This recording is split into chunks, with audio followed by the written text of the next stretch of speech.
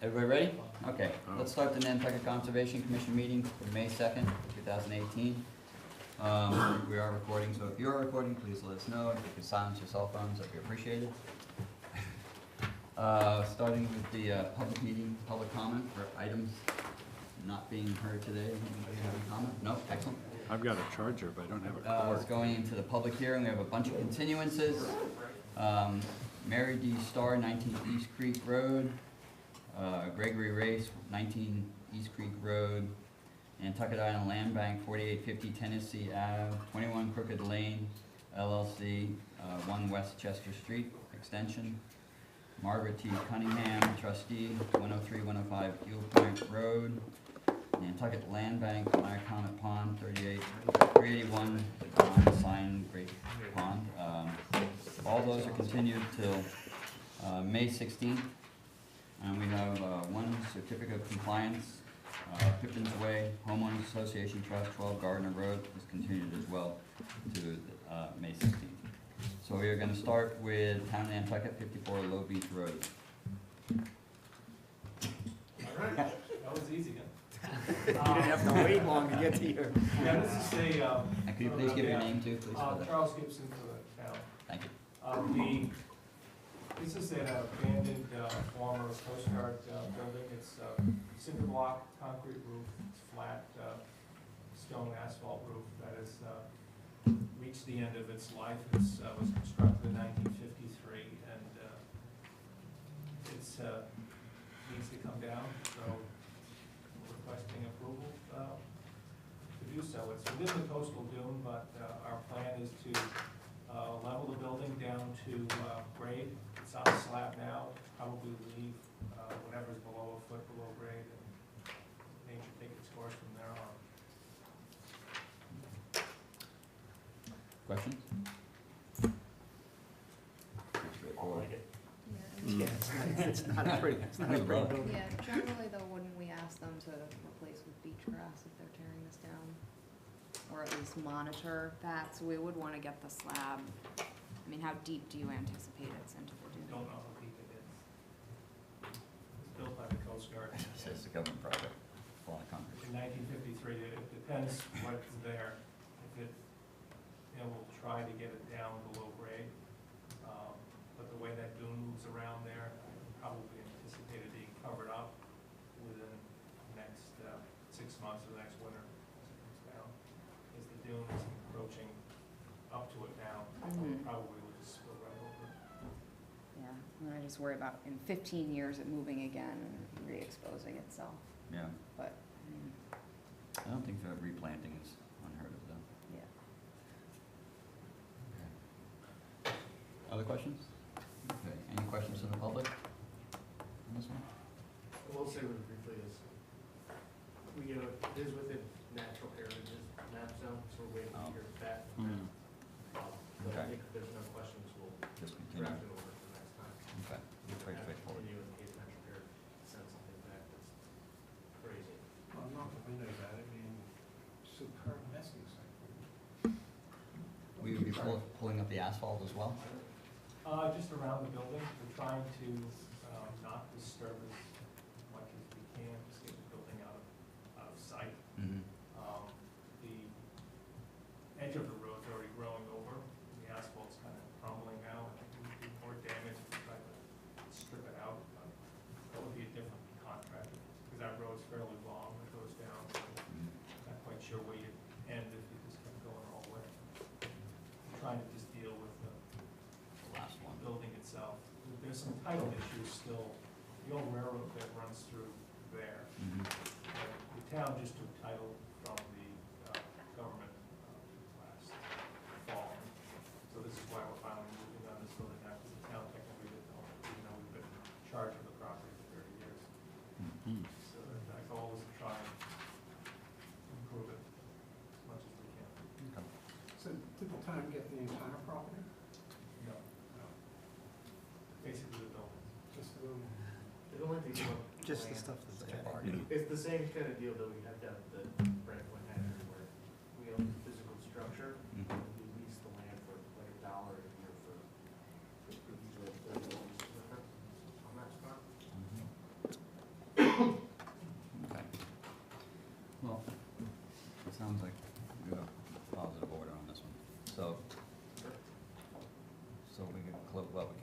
so we'll just continue it. So for 2 weeks. Thanks, Charlie. Thanks, Charlie. Very good. Okay. Mark and Elizabeth Norris, 31 Pilgrim Road. I got a big one there, Jeff.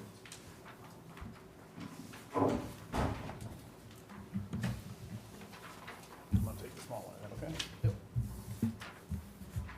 Okay, thank you for the applicant, Mark and Elizabeth Norris, Paul Santos with Nantucket Surveyors. This is a notice of intent filing for work within the buffer zone to a bordering vegetated wetland. The wetland is actually off of Locust and located on land owned by the Nantucket Island Land Bank. This is a previously developed piece of property in which a home once sat. It's within the package. You'll see there is a dwelling located at this point here on in your photos. That dwelling was removed some years back. The area is stabilized with vegetation. It's not a manicured lawn, but it is a lawn that has been historically mowed over the years. The applicant, so the lot before you is currently vacant, but the application is to construct a single-family home with a garage, a pool, and a cabana, the majority of which all take space outside of the 100-foot regulated setback. There is a small portion of the pool, just this section right here, and then there's a small fire pit with a patio that occurs within the 100-foot regulated setback. There are no waivers required for the application, and it's essentially, that's the gist of the application. It's basically this patio and then this small triangular piece of the pool. All the pool equipment is contained within the cabana foundation area, and that's all elevated above, located above the 100-foot regulated setback. And I'd be happy to answer any questions that you may have. Oh, I guess one part of the application would be too is on the property line, they're showing Leland cypresses along this property line, and they're showing a privet hedge along that property line, and that also would occur within the 50-foot and 100-foot setback. There is actually, this piece of the property here is actually an easement to the abutter for use, so that, the property line is actually over here, but this is the easement use line in that vicinity there. It was formerly I don't know if you knew the Gallaghers, but the Gallaghers lived at this corner for some years, and they, back maybe 10 years or so ago, cut up these lots and then tore down that existing dwelling. What access do you, sorry, I was just gonna ask if that's on a high point, and so even discharging the pool outside of the 100, would that end up sort of going down into the wetland? Well, I'm sure you would no, I mean, the condition would be, I'm sure, as any of your pool conditions would be, that the pool would not be able to be discharged within the 100-foot setback. Right, but I noticed that basically it could be discharged, 102 feet from there. Oh, and then let to run down the, Right down the so thing, is yeah. that the high point there where? It is it's sloping, but it is it will become, the pool will be a plateau, yes. Yeah. And then it just kind of rolls off to the lower wetland area, yes. Question for you, on the property boundary towards the pond or wetland, it appears in these aerial photos that there's been like views that look like they've almost been cut to see the pond. Is it possible for them to mark their property boundary so that nobody is tempted to continue that? Yeah, no problem at all. I mean, and it happened, I know it happened because we did one over here. It was, Yeah, it looks this like one, two of them. it's like all of them went down in that area. I think that Right. property was owned, it was not owned by the land bank when all these houses were originally developed. Okay. And everybody always kind of had their way down to the pond, but sure, that's fine. It is actually bounded. The back two corners do have monuments on them, but again, either a fencing or a demarcation along that back side is, a post and rail may be the best thing to demarc where that line is, Yeah. quite honestly. And just that the landscaper knows like not to dump then over that Yeah. line. We've just been Yeah. seeing a tremendous amount of that. Yeah. Paul, does the stone wall act as the pool fence, is that how this works? Yeah, it's the infinity edge. Yeah, I believe that's how it is, because it's a raised infinity edge. I'm meeting with Mark actually tomorrow to Yeah. review So they- the actual pool plan, but We've been seeing that a lot where they have that 4-foot-high wall that matches the fence instead of the fence. that would occur outside the 50 anyway, but it would be, yeah.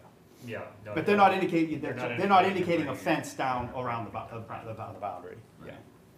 Yeah. I just hope they know what they're getting into with all those Leland cypress there.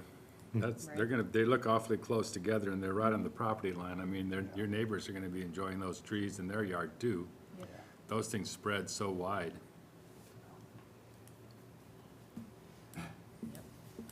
Guess that's. Yeah, why they have Leland on that side and Privet on the other, I don't know, but what the, Thinking. Well, Leland's green all the way around. yeah. Other questions? But we do have our DEP file number, and it is not a mapped, NISA. Is there any questions from the public on this one? Okay. Jeff, do we have everything you need to close? We do. Ready to close? Yes. Do you have a motion? Motion to close. Second. All those in favor? Aye. Thank you. Very good. Thank you.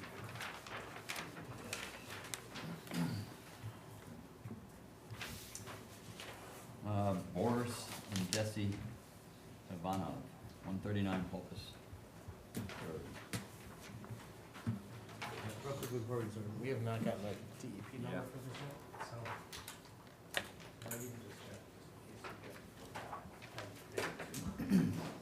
For the applicant, Art Gasparo, Nantucket Engineering, before you tonight with a notice of intent for a vacant lot for residential development within the buffer zone to a bordering vegetated wetland.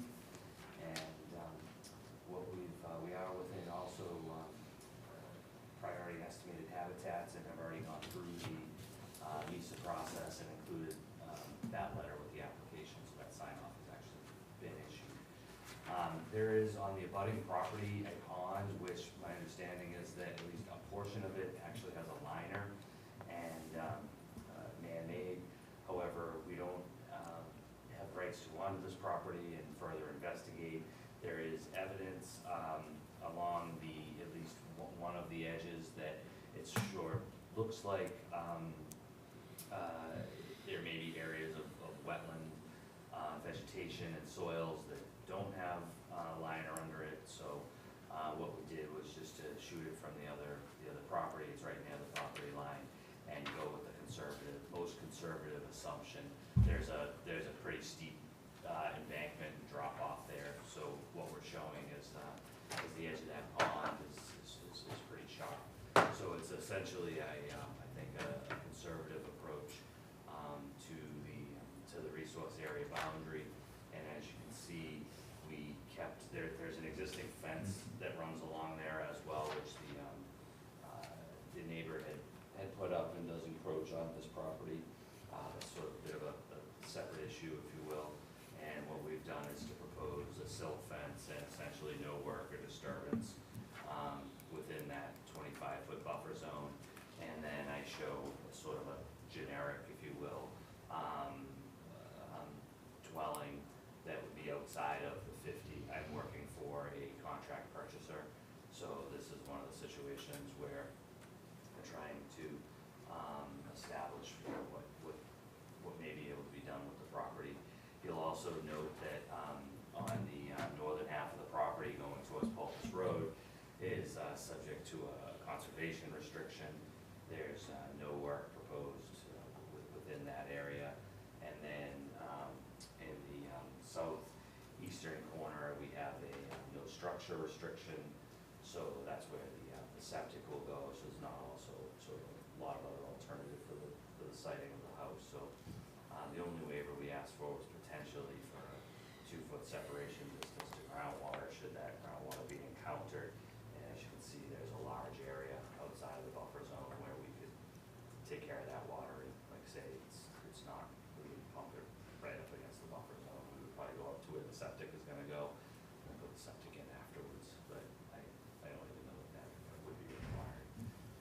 But we wanted to ask for the waiver just to cover it in case there was any temporary pumping activity. And with that, I'd be happy to take questions or concerns that you may have.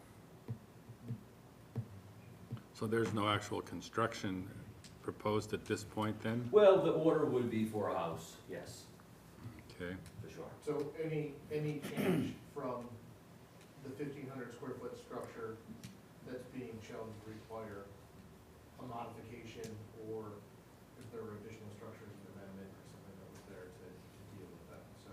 Okay, And if there's a restriction to the 1,500 square feet, as Okay. well, a separate restriction, so this is, we just see about what's gonna happen there. And their driveway looks like it cuts through other properties and So there's multiple easements. access. There is, and you'll note on right here, I've labeled a 20-foot wide egress easement, which is shown on the CR plan, so it's all very well documented. So just to help out with that approximate wetland boundary a little bit, you remember the last meeting, we actually issued an enforcement for 2 neighbors over. We'll be issuing another one, not tonight, but trying to get a little bit more information for the property with the pond on there, because there's a fence that's gone through the wetlands, through the actual vegetated wetland. That whole area is just kind of a hodgepodge, except for this lot, which has kind of been free and clear of all of it, with the exception of the one neighbor encroachment that's there. So at some point, we'll be visiting that pond or wetland there, but I think the approach that Park took is the most conservative and probably fitting at this point. If it changes after we get there, we can always update plans and deal with it at that point. It's a smart way to do it. Okay. Another question? Okay. Any questions from the public? Okay, so we're waiting on a, Well, I guess I have a question actually, which is since it's only an approximate delineation, why can't it be moved back further away from the 50? Why did you choose it between the 50 and 100? Was there other considerations? Yes, I would say that the conservative nature of it's not likely to move up the hill at all. The conservative approach is one that already pushed it up. And there's a steep drop off combined with, if it actually does have a liner, it wouldn't even be a resource area. Well, I get that, But it's not a it's not a, Right. it's not a shallow slope from the edge of that pond. It's a pretty sharp kind of drop. And then the portion that I question is down here to the, I guess when I say down, up to the north end. It seems to me that you might have some wetland development that's in this area. And again, we're Gotcha. then into the, and I did stay 5 feet or so. So I think there's multiple layers. Yeah. And really, the exact siting of the house will be determined, but understanding that in all cases, no structure could possibly encroach on 50. Okay, thank you. Given the slope, do you anticipate, and I know that it's out of the 50, but a retaining wall being needed for the house? No, the slope is at the exact edge of the pond. So Oh, you got- okay, it's right Yeah, there. so it's way down on the Okay. property, and the rest of the slopes are, I mean, I show spot elevations, as you can see, 32, 31, so it's barely, it's hardly.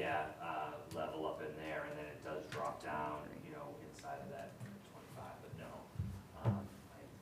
They're far away from, we'd have to come in either with a minor mod or an amendment, certainly. Anything that starts getting into a retaining wall, and that sort of thing, I expect it would likely be an amendment. Thank you. Right, and we'll see this again. For some further design if they buy it. Right. Okay.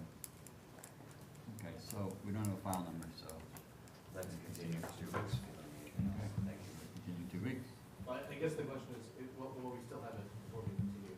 Is this something we would look to have a positive order ready for the next meeting? I don't have a problem. I think so, yeah. Sorry, it's gonna be a busy meeting Yeah. next time, there's much work we can do in advance.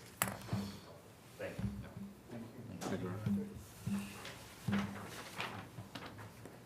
Okay, we're going into public meeting, request for determination. I have to recuse myself on this one.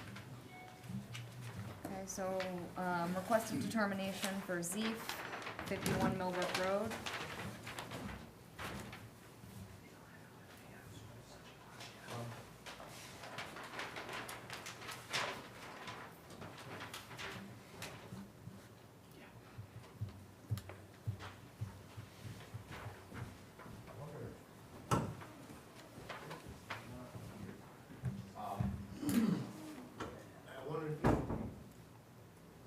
to speak on, Z?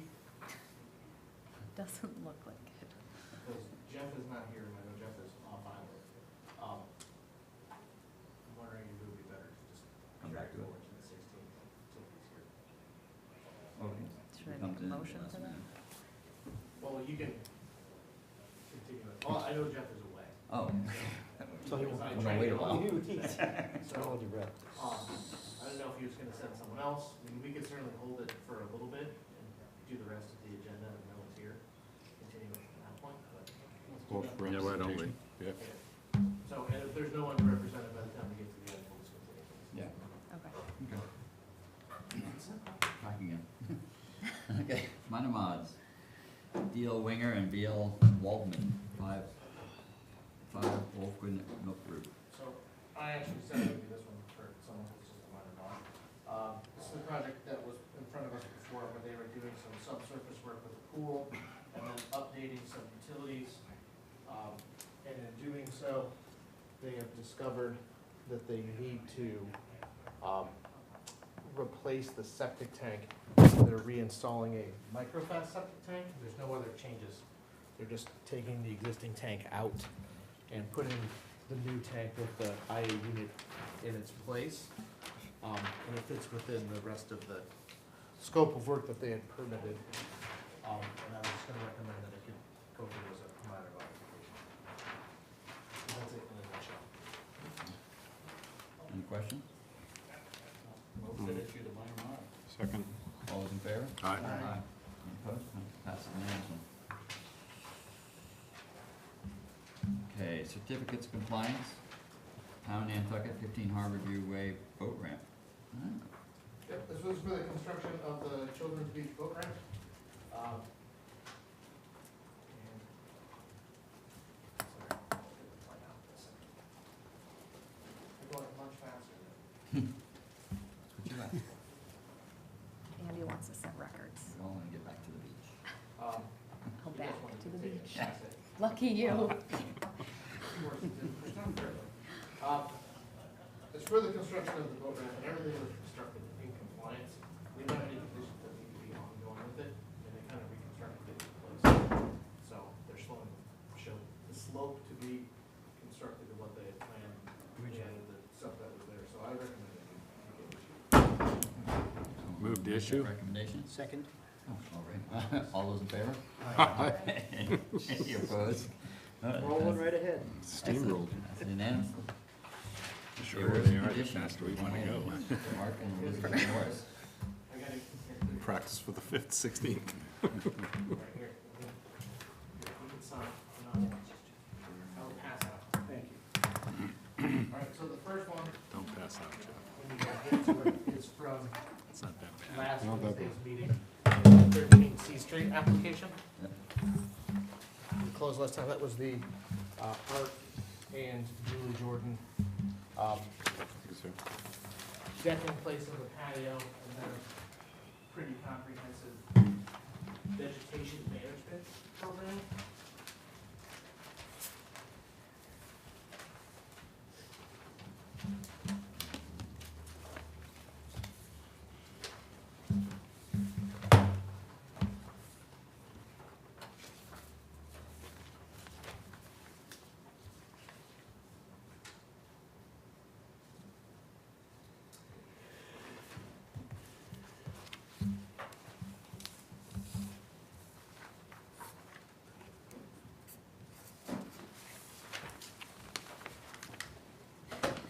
I don't remember that their description said they're gonna remove the patio. I mean, they said they would, but. They were doing a patio, they were doing a deck instead of. Yeah, they're doing Yeah, the, but, oh, wait, it hasn't been, I got. yeah, they're doing the patio Right. My before, mind. and they're switching it to that. Little mind, there was a patio there already. On the plan. Only in paper. Good. Yeah, it's kind of in between the two Yep. sections.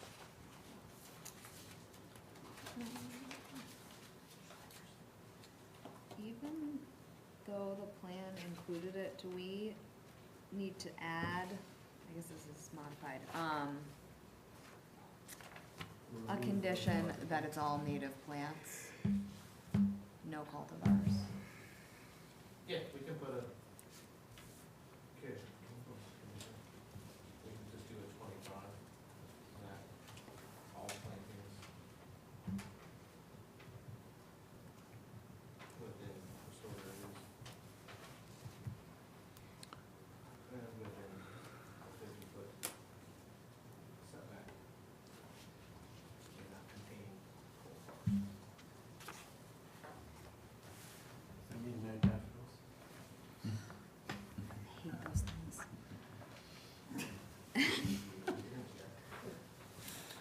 on your hat. Don't say that. We have so many cute little native wildflowers. That's those dumb daffodils.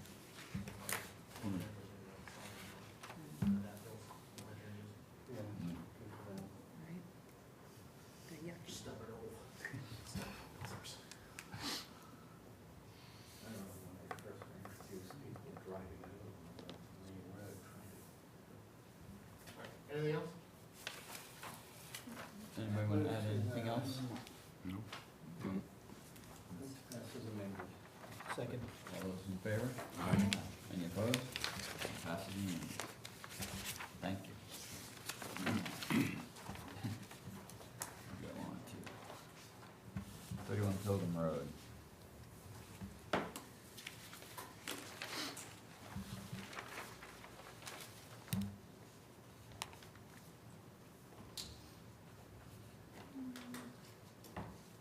I just had our normal stuff. For that one. Seems like it's straightforward, that's what I said. So, this is it, so we're gonna go straight down to the. There's nothing you can do about that, is that? Well, condition 21 actually is creating or discharging it Within- to an area within commission jurisdiction. So that's Okay. also what prevents Yeah. someone putting their pipe at, you know, the one 100 or on the 1 feet, thing.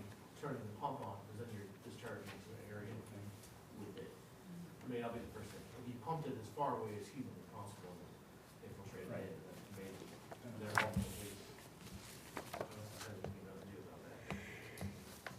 Trying to avoid direct flow. Do we need to put a condition to require them to mark that boundary so that they're not tempted to clear down to the pond?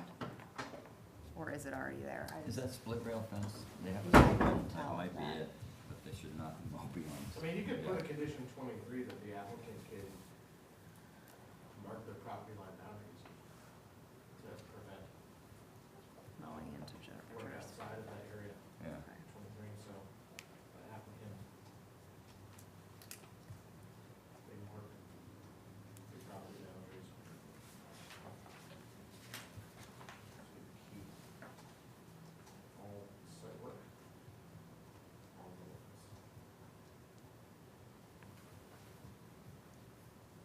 Another thing for this book, Yeah, we can say stop mowing beyond that. Yeah, it's not going to be on this way. And don't dump your buckets on the other well, side. they wanted to put. It's pretty clean in the rough road, yeah.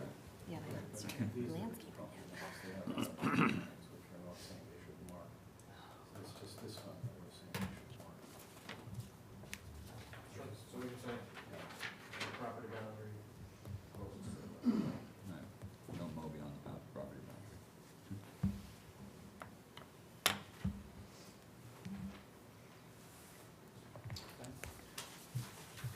Move to approve as amended?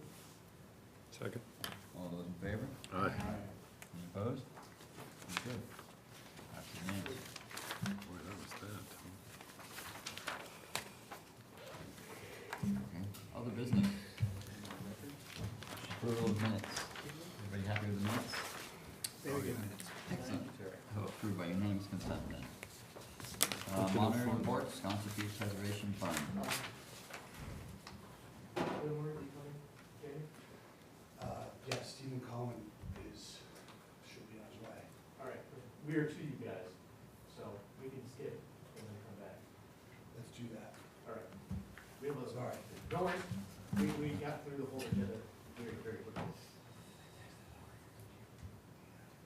All right, we'll skip that for now, we'll come right back to it. Okay. We have other, plenty of things to discuss for the moment. Okay. Enforcement actions? So we sent the ones out from last week. I have a new one this week that's kind of interesting. Nothing interesting, I'll pass around the pictures first. So we got a visit from, and I apologize for the pictures being gritty, that I blew my phone. A homeowner that sent a representative to self-report a violation, on 195C Hummock Pond Road, where they clearly removed a bunch of vegetation and, looks like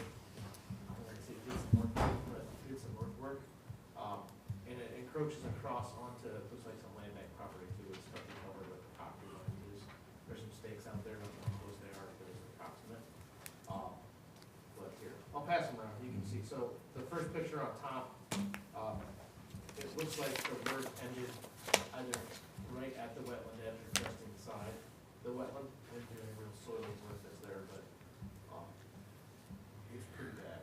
So when I spoke to their attorney and representative, I know they've engaged site design to go out and start doing the survey work, and they will be here, they'll be here in the meeting on the 16th, with all of the names for whoever was involved in the decision.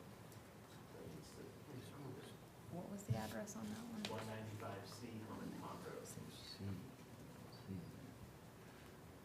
the problem.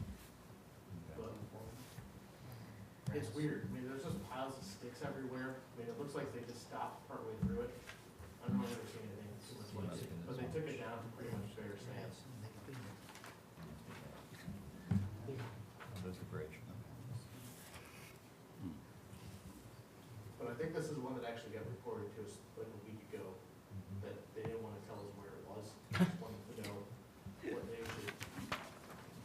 Someone who used to work on the property called and said that they had been out there and saw that it was bad and going forward, so that is what it is. So, they actually authorized us to go out to the site, so, we can issue an actual enforcement action and start the process. Okay. Have a motion And to- Jeff, oh, sorry, go ahead. Oh, no, I was thinking of a motion to issue an enforcement order. So moved. Second? Second. Okay, all in favor? Aye. Question? So did you get a call from Leslie Johnson today about some, She and I have traded some phone calls and text messages. I'm gonna catch up with her tomorrow. For when she called. So, Okay. and other ones, the folks on my Comet will be here next time too. Working on a number of enforcement, the folks from 54 that we issued out are coming. And then kind of an update on the Pulpus Road situation that we have had as well. Again, it doesn't impact the filing of the record tonight. The 133, 135, 137 work. We've been on site with the folks at 133, who we issued that stop work order to. They have stopped. And they are working towards, David Haynes getting out on site and doing some work for them. One of the kind of wrinkles with that one is it looks like they did some work on 135 and maybe even on to 137 Pulpus, as well. So we notified the folks at 135 Pulpus, because you can't, when the work took place, you can't see the structures or anything at 135, so I'm not sure if they're even aware. So we notified them that it's taken place, and to kind of bring them into the process. And then in going through it, came kind of clear that the folks at 137 have installed what looks to be kind of a makeshift deer fence to the wetland. That's gonna make them subject to enforcement, as well. So there's a lot of moving pieces on the Pulpus one. So 137 is linked to the one Art just brought in, right? Yeah, 130. It's the next door neighbor. Next So door. is it's the rogue deer fence that's going on to the No, 130? that's a different- Different rogue fence. Different fence. Yes. Awesome out there. So, Wild trying West. to straighten all that out and get all of the property owners kind of involved that are affected. And hear back from the folks at 135 who may not even be aware that something happened on their piece of land. But again, it doesn't affect 1 or 139, other than when we do the work at 137, we may get a chance to take a better look at the delineation on 137, which may affect 139. But I think, like I said earlier, I think the approach that Art used is kind of worst case scenario for 135. So, Gotcha. hopefully have all of that in front of us at the next meeting too. I don't know if we'll see everyone like 135 and those, but, we'll hopefully see someone from, all of those other properties at the next hearing. It's when they're scheduled to be here, so. Are Are they going to bring the people who did like the illegal cutting by any chance, or is it just property owners? For which one? I guess for any of them. Yes, I know, I've already expressed to folks at 195 that they need to come with either who did the work or just bring them. They understand that, and then the folks at 133, Pulpus have their group of people that they're sending as well. So we're gonna endeavor next week to figure out all of the people that are coming for each one of those, so we can have stuff in advance. Some of it's just quantifying how much. I think the 195 was pretty straightforward for, you draw blocks around the area that's not grass, it's all sand now to do. The other one's a little more complicated because the buffer zones doesn't affect all the area that they've impacted, doesn't get up far. So, that one's gonna be some straightening out for what's going on. But I think that's it for our budget right now. Trying to keep it to like 3 a week. The nice thing about it is we are getting people now that are starting to either self-report or people that are starting to call and ask a lot more questions about things that are going on, so word must be around it. That's good. Something happens if you raise the question. Oh, I meant it. Oh, I'll wait for commissioners' comments. Okay, well, should we go, back to, the Well, monitor we can report? finish through the list, then we go back to contract. Okay, we'll finish, okay, reports? CPC having the annual meeting at the Athenaeum on Tuesday, May the 22nd. And one of the presenters is going to be the University of Florida Professor Marty Highland. I think it's his, I didn't bad with names, sorry. And CPC is giving him money to do 3D projections of sea level rises in town. So I urge you to put that on your calendar. It's May the 22nd? 22nd or 7th? May 22nd, 22. May 22. Do you know what time? So it's going to be, I think it's from 4 to 5. But I'll try to find out and get back to you. But he Where is did it, at the Athenaeum? Yeah. Yeah. Took a time, did you say? I think it's between 4 and 5, and I'll double check and ask Jeff to post that. Okay, thank you. Yeah. Okay, we have nothing else, MPDC. Skeeters? Skeeters? Skeeters. Okay, Commissioner comments? Question about one of our enforcements from last year, the one that's, across from the Life Saving Museum, but like on the other side, the opposite side of, Zero bulbous? Yes. yeah, maybe it's Sierra Pulpus. It looks like when you're driving up Pulpus Road, the cedars we asked them to plant, they look dead. So I don't know if, are they gonna come in with a planting Yeah, so success report? The land bank has been working on that because that's on their property. And Okay. the last time I spoke to Rachel about that, they were doing their inspection, we're getting ready to file a report on that one. The Holly Farm is due for a report, and there's another one that they were involved with that, Bill for the dragon report. I think they're hoping to maybe miss the meeting on the 16th for those, but do it the one after, it's gonna be busy. But I'll double check with her if we can get that one specifically, or we'll pass that along, see if they've done a field work for that. Okay, awesome, thank you. Other commissioner comment? Administrative staff reports? I'm having a lot to add to that. Great. Okay, so we're gonna swing back to, monitoring reports, Sconset Beach Preservation Fund, 87-105 Baxter Road. So, before Stephen gets started, I think part of this, since we haven't really done many of these before, usually we just take these reports in, like if we, to compare to other sites, whether it's, Shimmo or Blue Point or those, information, and if it's something that if there's questions or concerns or a lot more detail or people are interested in, I think it'd be something that if we wanted to schedule it as an actual further agenda item, that could come out of this today, I think they wanted to provide an update on the report that's up on our Baxter Road page.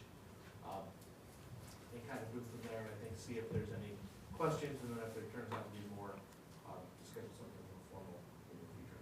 Yeah, It's been a question here and at the board of selectmen. so I think that's basically right. I'm not planning on presenting the report. I think that you have it. We present one every quarter. The only reason why I'm actually here is because, one, there were some comments filed by the Nantucket Coastal Conservancy, so we weren't sure if there was gonna be some discussion of that, and because there seemed to be a lot of interest in, when we presented the annual report, in what does first quarter look like, because first quarter was really the biggest storm quarter that we've seen since, I think, 2013. So if there are questions that you either want to ask now or want us to respond to in a future meeting, we're happy to do that, but otherwise we don't need to, read the report to you.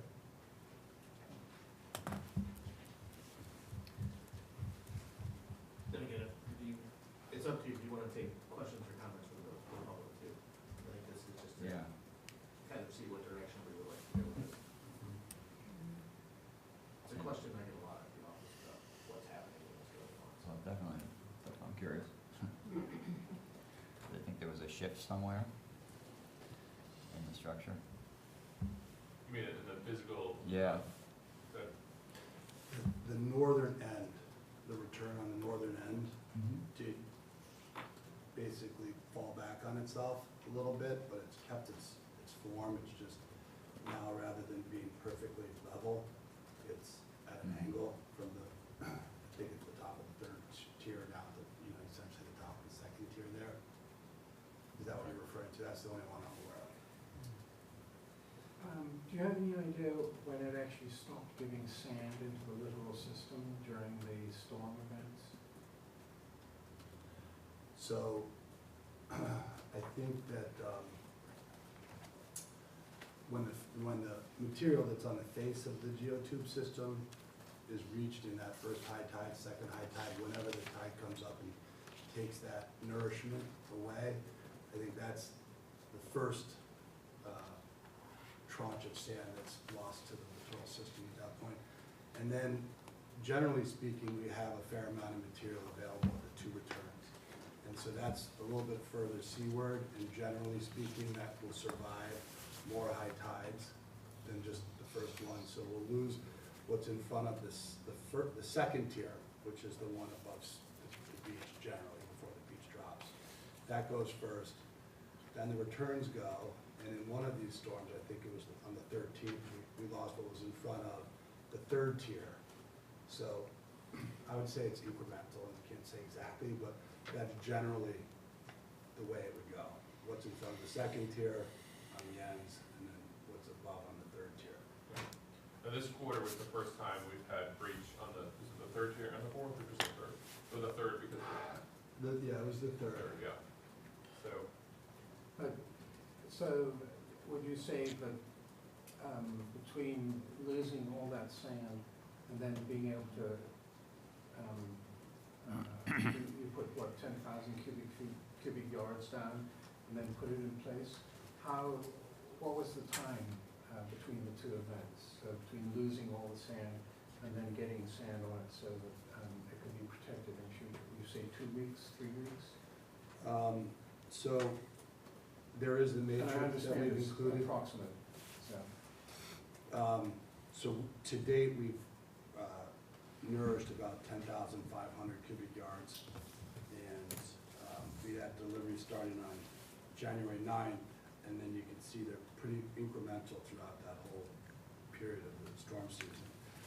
So January 9th, January 10th, January 11th, and then January 17th and 18th, and then again on February 7th, and then a whole bunch in the middle of March, and then some more at the end of March, and then again, we brought some out in April on a couple occasions, so, so, Ian, let me suggest a slightly different question, because if I understood your question, it was how long between when the bags are exposed and then when they were recovered?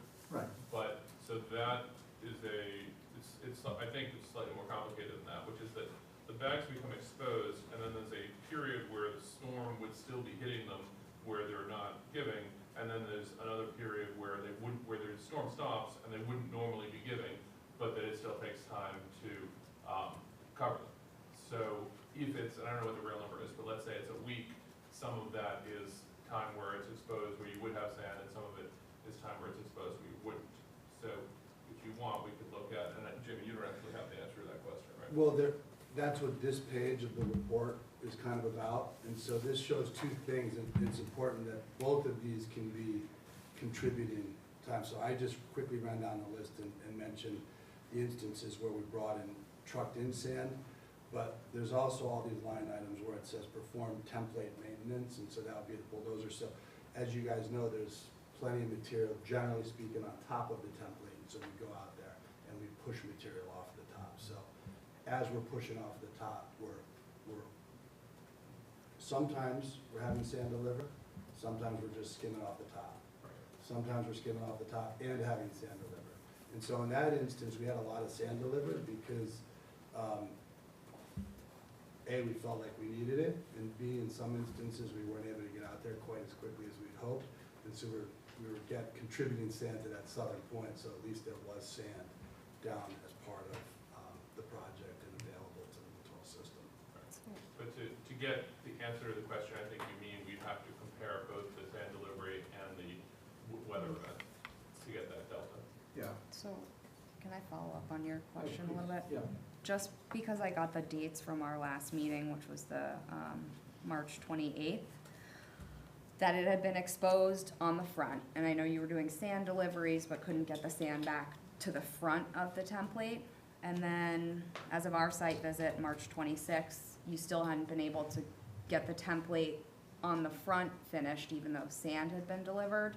And I believe on our meeting last time, so again, March 28th, you maybe still hadn't been able to get the bulldozer to actually move the sand to the front of the template. So do you know when the structure would have been fully covered again to function like a bluff would?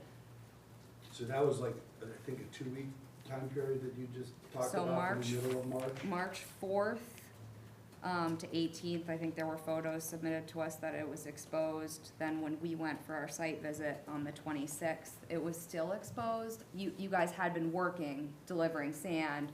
You had bulldozers on the top of the template, but like if you walked in front of it, the front wasn't covered. Right, so there was a major storm on March 3rd. There was another storm on March 8th. We were not able to access the beach that week, but we did deliver some sand during that period. 3/13, there was another storm, and then 3/21 and 3/22, there was a 2-day storm. So if I flip to the page where we were doing maintenance, between your dates of 3/4 and 3/26,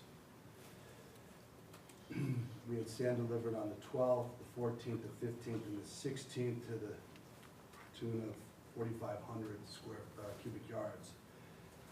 And then we were performing maintenance on the 18th, 19th, and 20th, which means we would be putting on top of the system, potentially pushing in front of the system as well as we go. Then we had additional deliveries on the 26th to the southern end. And then that's where my record stopped, because it was just through the first quarter, but I know that we've been out there all through April as well. So I do think that there was, if you're talking about 3 snapshots. So, I mean, I know you guys were delivering sand and working on it, and I know that it was like a rough storm season, but I'm just trying to get a concrete date of when the machine would have had the front of that geotube finally recovered. And it wasn't, as of our last meeting, so it would have been early April, you think, then? So I think what happened throughout March is that we were covering it, and it was getting partially covered, and then we'd have another storm, and we'd have material on the beach. And we had, at one point, I think we lost 3,000 cubic yards that was delivered to the southern end that would have been distributed along the face of the bluff, but was just taken away from the southern end. So we kept bringing it on, and we kept trying to get it up there and getting up there. So as far as did we ever get the entire system covered in between those storm periods, I'd have to go back and look at the picture, but I know that we were getting it partially covered, certainly, in between those, And then it would be those storms. contributed. So I And then guess it'd be yeah, of course. going forward, it might be nice to have like photo evidence of a date, like here it is, fully covered again, functioning like a bluff, able to deliver sand. You know, just so that when other people are asking for our own clarification, you know, I think it's good to have. I think we could pull some of the information that we have in a way that addresses that question. But I also think we can, going forward, address it more specifically.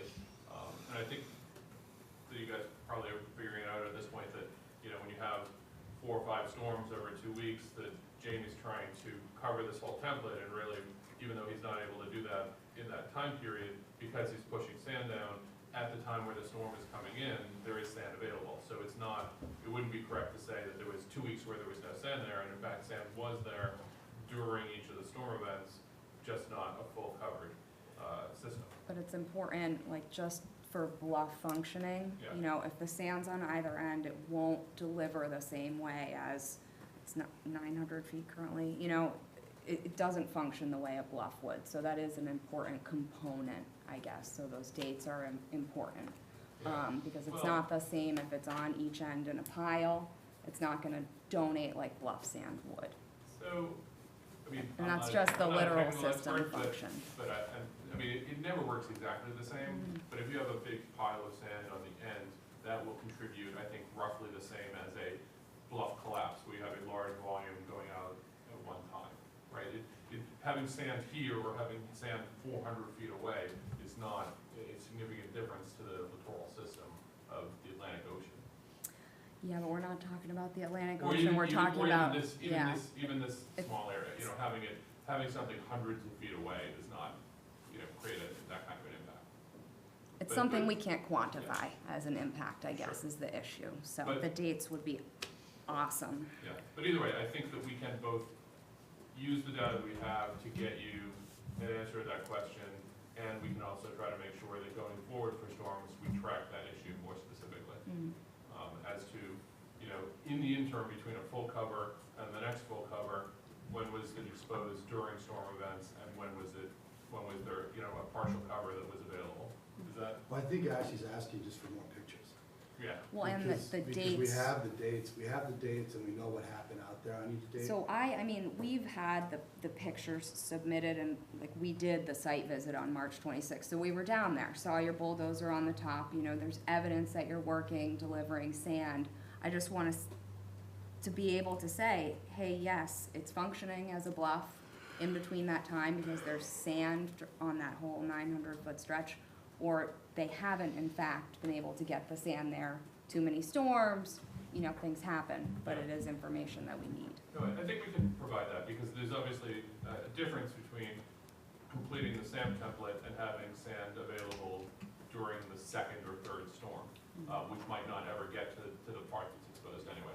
So I do think that we can answer that question in part based on the information we have, and collect information that would make sure we can answer it completely in the future. It's not, I don't know that we need to be out there taking a picture of it every day, but certainly during interim storm events, between filling it and not filling it, tracking that, okay, you know, when it was depleted and when it was refilled, and then what happened, whether or not there was, you know, what was there during interim events. That certainly seems achievable. Thank you. Can I ask a question, Mr. Chair? Please. For you? I was wondering if you guys had an estimated date on when the next quarterly transect report is gonna be ready. I know Woodsville went out and did that survey, because I think, a lot of the questions relate to kind of what the beach looked like in totality after the storm season. I know those guys went out and did a field work right there at the end of March. I think it'd be helpful and interesting to have that information to be able to compare it to kind of the 2 quarters previous, just to see what the dynamic that happened on the beach in totality was.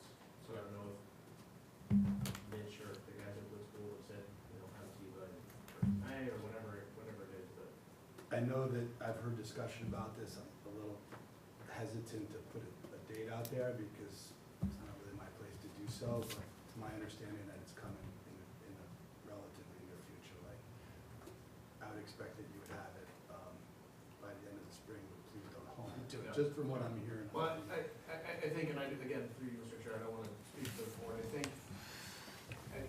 discussion is, I think that's pieces of information that are really relevant to this specific discussion, because that's comparing back to the 2 quarters previous, how a lot of the order works. And I think that survey will go a long way to show what the effects of that storm season were, just because that survey was done in such close proximity. I mean, it was, those guys were there on the 28th and 29th of March, or somewhere in there, that being able to do that comparison, I think, is really, to speak for myself, what I think a lot of us are looking for. Yeah, so we'll check up and see if they have an ETA in their report, and we'll submit that answer through staff as to what the date we expect it is. The drone survey that's gonna do the whole aerial survey is expected to happen next week, and that should be a relatively quick turnaround, so I think we'll have both of those data points, both the transects and the survey, shortly. And I agree with you, Jeff, that those 2 data points coming right off of the storm compared to last year, or the last 2 quarters rather, will be good information. Yeah. I think that may be the, not that this time isn't, but I think with all of that information at hand, and with some of the questions that have come up, and there may be more questions, I don't want to make some of them say, but would probably be the better time to sit down and evaluate all of it, because that's going to be a more complete picture than just photos. There'll be actual survey data and survey location things, and I think that'll be interesting, because the one previous was just from field work that they did right at the end of 2017, that they've already submitted, to be able to look back at those 3, or even to compare it a year before, so we get all the quarterly reports and kind of assemble them together and really look at how the beach may be expanding or contracting or moving up or down, and to compare it and see what the storm's impacts really were, I think will be very beneficial to the analysis of the structure. Well, we'll definitely follow up to see if they have an ETA on that delivery. Yeah, I have no idea. I just happen to know when they did the survey, because they always call and tell me that they're out to do the survey. So, and I know when they did it, and I think we really got lucky in the fact that they did that survey right at the end of March, because that's really before even a lot of the other surrounding beaches had fully recovered as well, so I think it's really interesting to see. And I have no idea what the data is. It could be crazy, but I'm interested to see. And just one other, just general update for you guys is we did end up buying a D6 bulldozer just so that we could be much more responsive relative to not having to rely on some of the local excavation companies and what their schedule is and what they're currently working on. And so now we have a machine that's exclusively, purchased for the maintenance of this project, so. So, going forward, anticipating more storms like this, is it feasible to locate the bulldozer in advance on the top so that you can, no, it's just too rough? It would destroy the machine. Gotcha. The windows would be completely, I don't know if you've ever been out there. Oh, yes. I know you have, actually, but you can't, your glasses gets, sandblasted. So if you put that machine on the top of the template during a storm like that, it would be toast and Gotcha. season. Polished. Yeah. But you're not having to wait for a contractor's schedule to. Yeah, we could have it in the Hoyts Hollow parking lot, or down the road just a ways, and we can anticipate that stuff. So Yeah. the response time would be, Significantly quicker. really, it just comes down to as soon as we can, there's access on the beach relative to the high tide line, so. Yeah, and the one point I do want to make about being responsive is that SBPF has 2 incentives to be responsive. One is that we want to be compliant with the permit, and the other one is that it is the SBPF has a huge investment in these bags, and if they're not covered, then they are taking a beating, both from the ocean and from UV sunlight. So leaving them exposed is not in anybody's best interest. We want to get them covered as soon as possible. So there's an alignment of those interests and the environment there.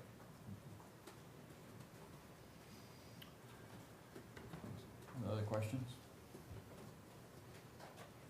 I have one more, but I'm really the last. It's not a question about structure. It was just a question.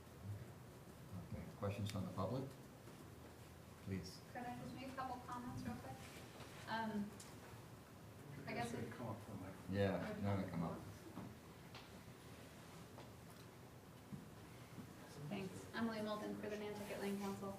Just in light of that discussion, I think I just wanted to support Ashley's concern a little bit on the question about the duration of time that the geotubes are exposed for. I think it's really important to try to find a good way to document that, because I feel like it's actually a really important piece to the puzzle that we want to be able to see, especially in a winter after this, because when we're having conversations about how much nourishment is going to be required on an annual basis, and we're trying to compare that to how much nourishment is actually being contributed over the course of a year, that's the missing piece. And if those geotubes aren't covered for a section of time during these successive storms, simply because we physically can't get the sand down there, then we really have no idea how much would have been contributed to the system if the sand was available.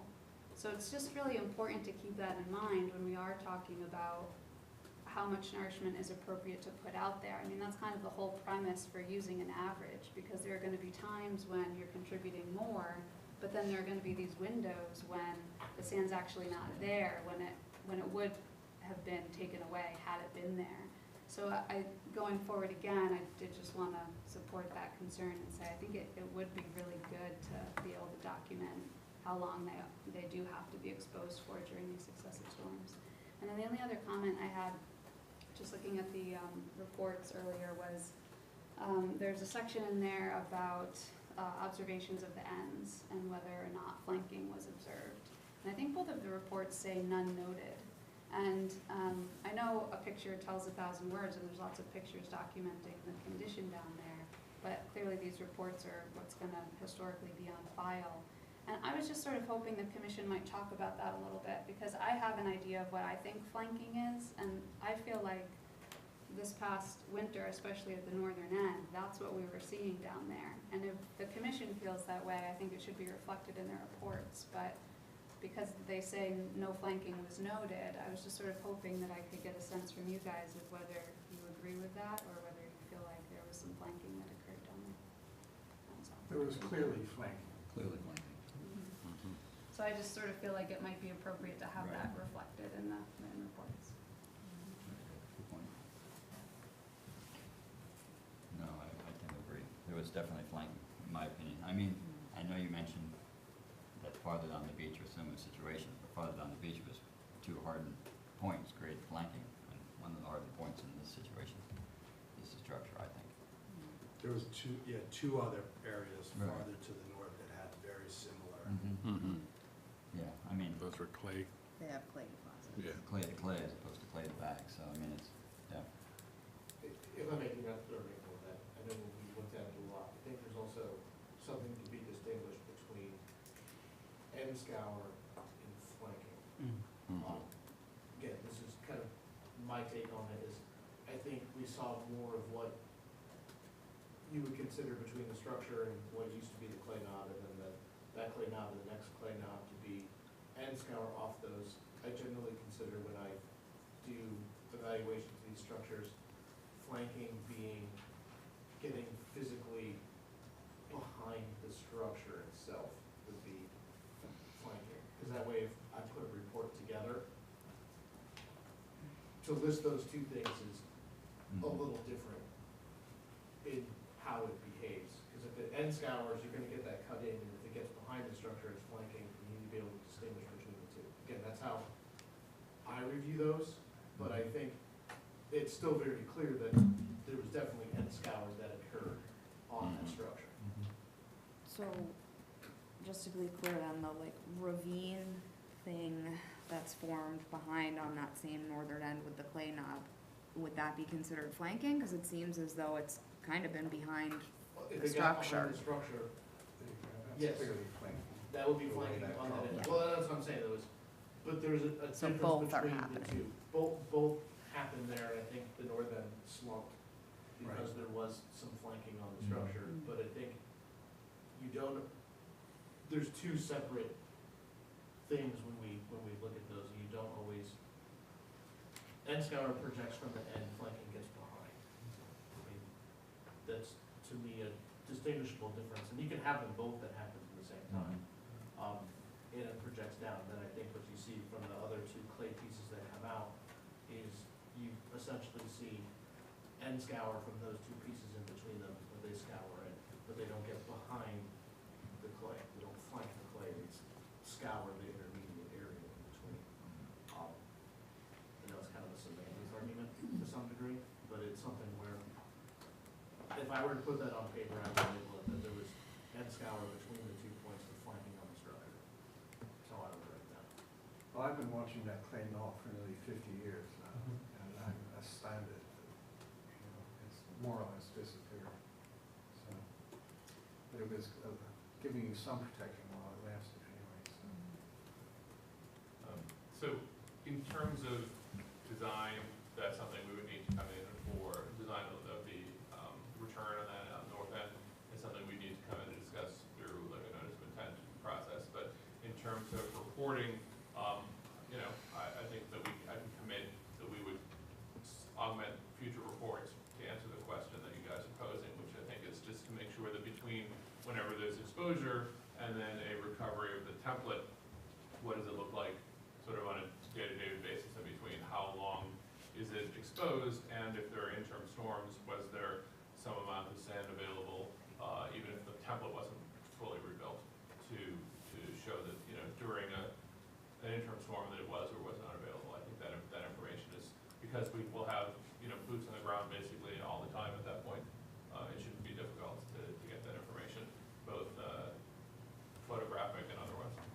To date, it's just been after a major storm event, and so there's stipulations what defines a major storm event, so we photograph and we report on them, but these interim storms that don't reach that criteria, we haven't photographed and documented, and, you know, hasn't been part of our arrangement or requirement so far, but.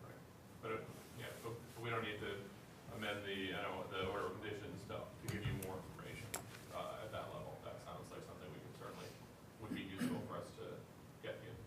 Not for, like I said, not for every little storm, but certainly when there's a storm event that it causes exposure, you know, basically until that's resolved. Okay. So I have one more question. Please. When we get the quarterly report, the transect report, and then whatever the flow and survey is available, those come in together. Do you wanna, when we get that obviously posted, do you wanna schedule another chance to sit down and ask questions about it? Like, for a lot of these reports, we've been doing kind of 4 weeks where we get and have it up, so we have enough time to get people to look at it and get questions and comments and things in, and then sit everyone down. Is that what you guys would be hoping to do? And I would think so. Everyone's intent is to kind of have an ongoing discussion about this continually, so Right. we're always on the best Yeah, information. especially considering future plans. That's a good idea. I think it's important for both parties, because then Yeah. we can help refine the reports, so you're not getting extraneous information. You know, we can really see what's showing evidence and what's not. Okay. So we'll submit them with the idea that Jeff would, once he has both reports, schedule it, put it on the agenda for 4 weeks from the submission. Yeah, and I think, I mean, obviously with Ford, we'll have a meeting at least in between there, so we can announce it at one, and we'll have one kind of interim. To say, the next one, we'll be sitting down and going over the transects and all those reports. Sure. So is there any more questions from the public on this one? So just like a rough idea of when that's gonna be, ballpark. Well, if they're hoping that will have us to us in the next month-ish or so. Yeah. I mean, we're waiting on the schedule from them for when they're gonna finish. They just did the survey at the end of March, so as soon as they finish processing it, and they fly their other one next week, you said? Next week, yeah. So as soon as they get it, but as soon as I know. Whatever that is, whatever that date is, plus 4 weeks. Yes. Yeah. So my guess is we're talking about a June submission, June-ish submission with a, you know, July meeting, but we'll see what it comes in. But I'll definitely let it be well known when that gets scheduled for, so everyone knows. So we can continue to get that. And July meeting is, will be public hearing, will it be something that the public can weigh in on? Always, it'll be Yeah. something like this where it's part of the public meeting, so it will be at the discretion of the board to take questions and public comment, but I think, to this point, and not to speak for you, but, it's been Please. pretty well practiced that it's, pretty much open to everyone to comment as much as they would like, and people can submit written comments and photos and whatever they'd like to in advance. They can submit that at any point, and it goes into the record and onto our, information for reports on the project, so. And all that stuff is, everyone can access what we get Yeah, I'm on the just, website, so. a line at the end of the article that this is the, kind of the timeline for what's happening next is all I wanted Yeah. to include there. So just so we're clear, that transects are quarterly and the flyover is annual. So this particular one will have both. Perfect. Okay. It's a lot of information, so I think once we can break it up, keep it ongoing. It's better for everybody. So I guess I have to make a motion to accept the report? No? Okay. You can if you wish, I mean, it's a monitoring report, it's not. Yeah, no problem. an annual report. Okay, great, thank you very much. Thank you. Thanks. So we've got to continue, Z Yeah. for 2 weeks. Right. It's 51 Millbrook will be continued for 2 weeks. Yeah. Okay, No shows. Just Both representation. so, so we got, I guess a motion to adjourn. So moved. Second?